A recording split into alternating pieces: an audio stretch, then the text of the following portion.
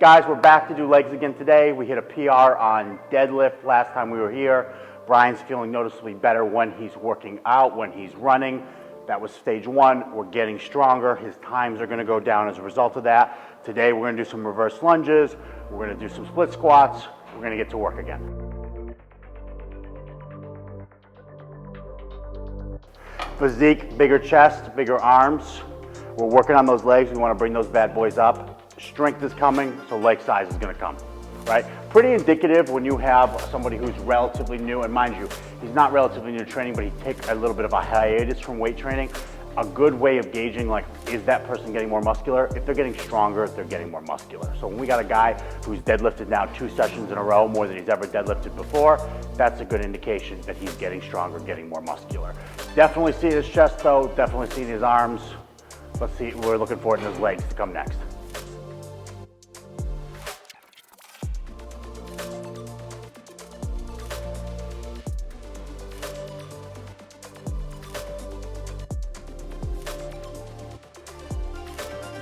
There's a difference between demonstrating your fitness and achieving your fitness, right? Or realizing it.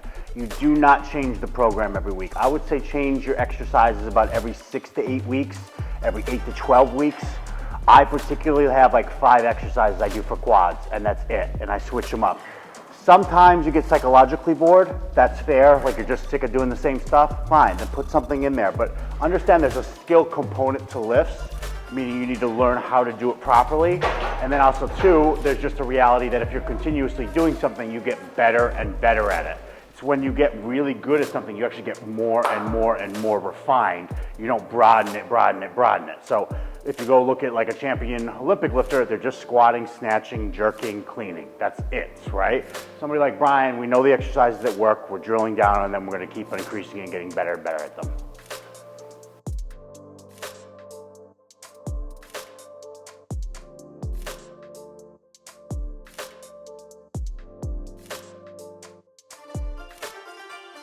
Form is unbelievable, man. I'm so freaking thrilled. I mean, this toe is so much better. Just he's obviously stretching, he's obviously doing the things I'm asking him to do. I can't wait till his life gets a little less hectic this next week so we can get back into the massage therapist, because he's just gonna crush this. Still a little bit on the left, but way, way better. Man, one point was like that. Yeah, 1 zillion %. It's way better.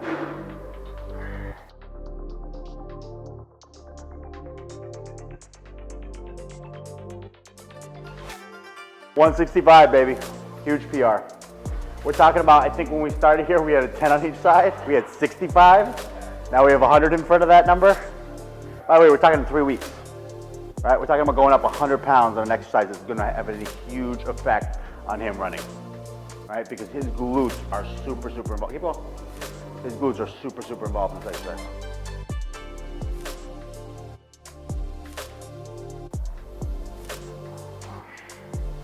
Go. Good. A little bit bigger of a step back. Go.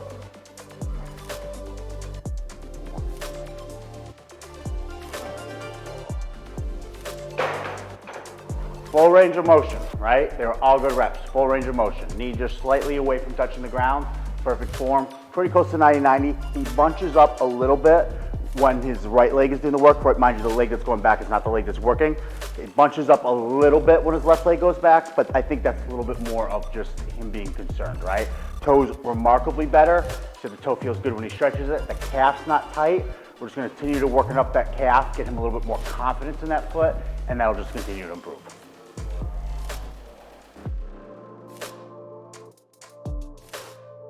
That's 80 pounds. That's what I like about it. He's significantly stronger than when we started. Bro, we're gonna get him brutally strong. Like next 3 weeks, it's gonna be ridiculous. The guy's rowing 80 pounds. He's basically rowing half of his body weight.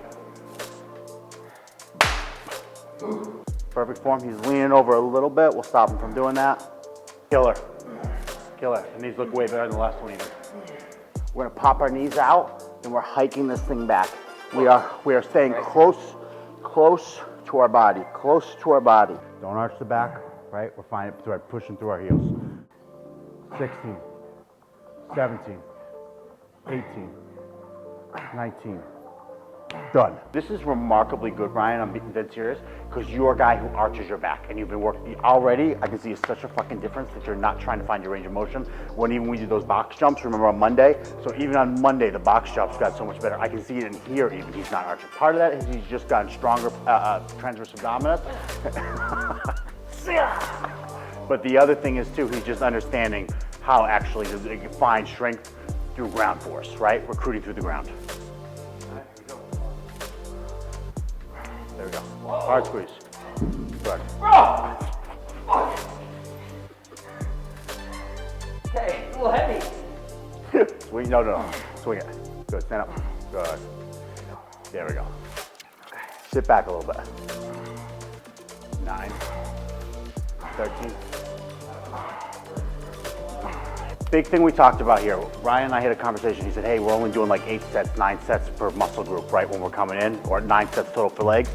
Guys, you do not need a ton of volume to get stronger, okay? The key is, are you getting stronger week over week? If you are, then you already know the answer. You're already doing the correct amount of volume. If your weights are going down, if your weights aren't going up, chances are you're either not working hard enough or you're working too hard.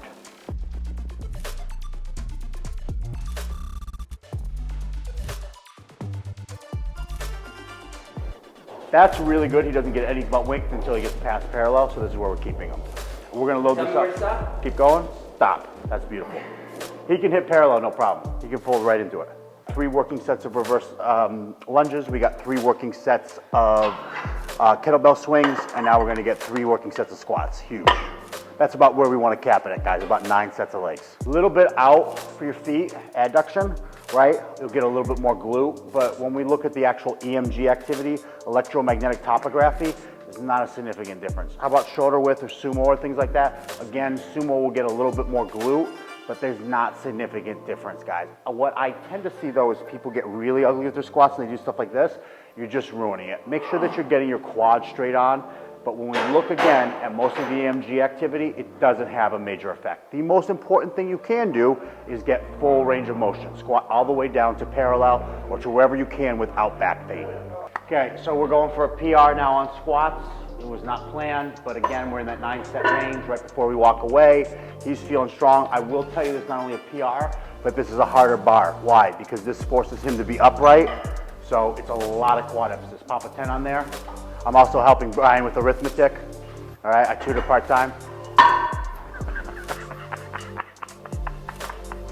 No, seriously, the guy's killing it, crushing it. Come on, up and up. Good, good, and low. Good, 2 more.